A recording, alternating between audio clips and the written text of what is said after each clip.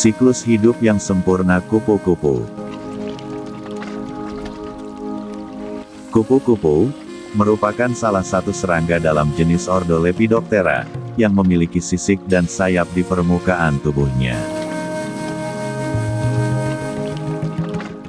Sebagai salah satu makhluk hidup terindah di bumi, kupu-kupu memiliki berbagai macam warna cantik yang menarik perhatian manusia. Namun, dari warna yang cantik dan indah dari serangga ini, kupu-kupu ternyata mengalami siklus hidup metamorfosis yang panjang, namun sempurna, atau holometabola. Kupu-kupu adalah salah satu jenis serangga cantik yang biasa ditemui di taman-taman. Sayapnya yang sangat indah dan berwarna-warni membuat pemandangan taman menjadi lebih menarik. Bahkan, kupu-kupu akan hinggap dari satu bunga ke bunga lainnya untuk mencari makan. Cara kupu-kupu makan adalah dengan menghisap sari madu, nektar, dari dasar bunga. Bahkan, tanpa sengaja, kupu-kupu yang menghisap nektar tersebut telah membantu penyerbukan bunga untuk menjadi buah yang sempurna. Saat penyerbukan, kupu-kupu membawa serbuk sari pada kepala putik sebuah bunga. Kupu-kupu termasuk salah satu serangga cantik yang mengalami siklus hidup yang panjang, namun sempurna, atau yang disebut metamorfosis. Metamorfosis adalah proses perubahan bentuk tubuh hewan dari kecil hingga dewasa. Metamorfosis sempurna dicirikan dengan bentuk tubuh yang berbeda pada setiap fase siklus kehidupan. Proses metamorfosis pada kupu-kupu mengalami 4 tahapan dalam proses perkembangan biologi hewan yang mengubah penampilannya setelah penetasan dari telur. Dan urutan siklus hidup kupu-kupu diawali dengan telur, ulat larva kepompong, pupa, dan dewasa imago. Biasanya, kupu-kupu akan meletakkan telur-telurnya satu per satu secara tersusun pada sebuah tumbuh-tumbuhan. Telur-telur tersebut akan diletakkan oleh kupu-kupu di bagian tangkai, daun, atau bagian lain, agar nanti dapat tumbuh menjalani siklus hidup kupu-kupu dengan sempurna.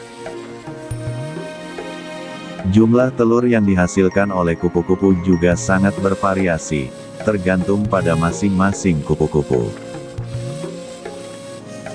Hal ini, karena terdapat beberapa spesies kupu-kupu yang menghasilkan lebih sedikit telur, yaitu di antara 30 butir, atau bahkan kurang. Sebaliknya, ada spesies kupu-kupu lain, yang bisa menghasilkan lebih banyak telur. Bahkan, ada beberapa spesies kupu-kupu, yang dapat bertelur berkisar 100-200 butir telur, selama hidupnya. Selain spesies, jumlah telur dari kupu-kupu, juga tergantung dari keberadaan parasit, atau pemangsa di dekatnya.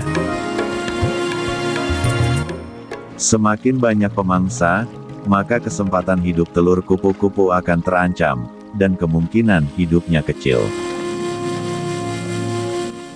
Bentuk telur kupu-kupu biasanya bulat, oval, atau spiral, dan ukuran telur kupu-kupu rata-rata 1-2 mm.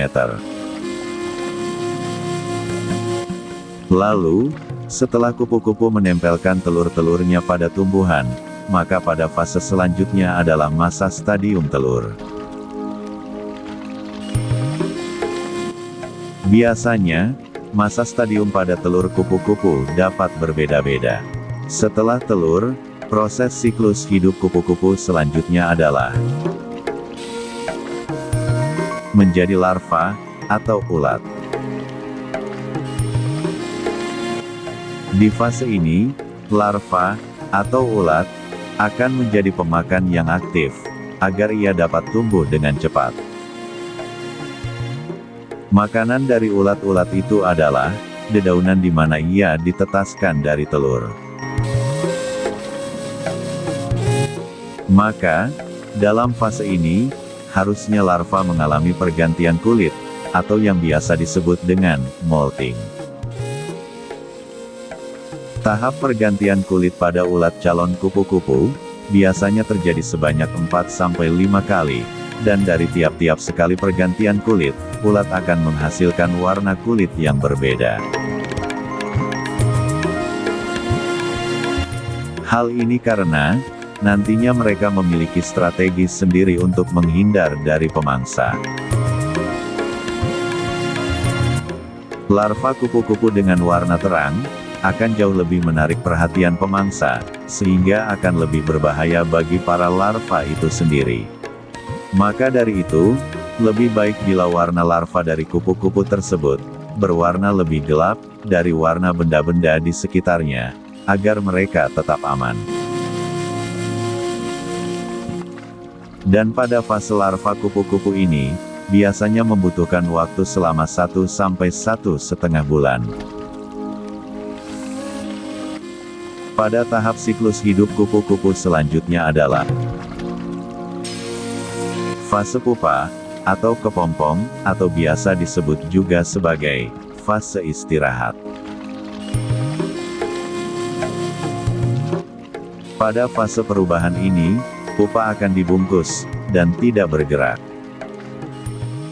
Masing-masing larva akan memiliki kelenjar sutera, yang dapat menempel pada tumbuhan, sehingga pada masa ini, pupa akan beristirahat sampai waktunya tiba untuk menjadi kupu-kupu.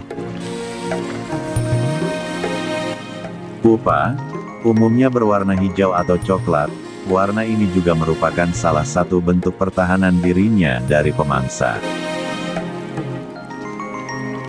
Selain itu, pada masa ini, pupa lebih mudah terinfeksi, karena mudah diganggu hewan-hewan parasit, yang dapat menyebabkan kematian.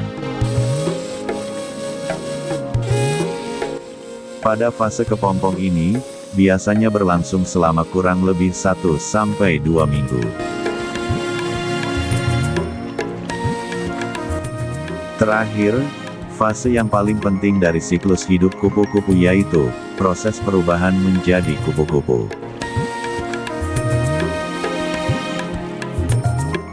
Ketika sudah masuk waktunya, udara dari luar akan masuk ke dalam pupa, dan akan memaksa tubuhnya untuk keluar dari krisalis pupa.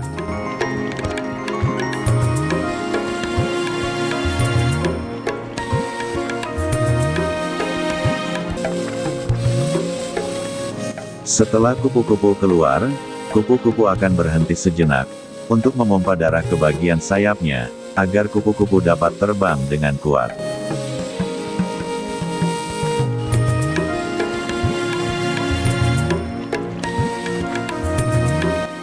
Ketika sayap dari kupu-kupu siap terbang, kupu-kupu akan mengepakkan sayapnya secara perlahan, lalu kupu-kupu akan terbang secara perlahan, untuk mulai mencari makan.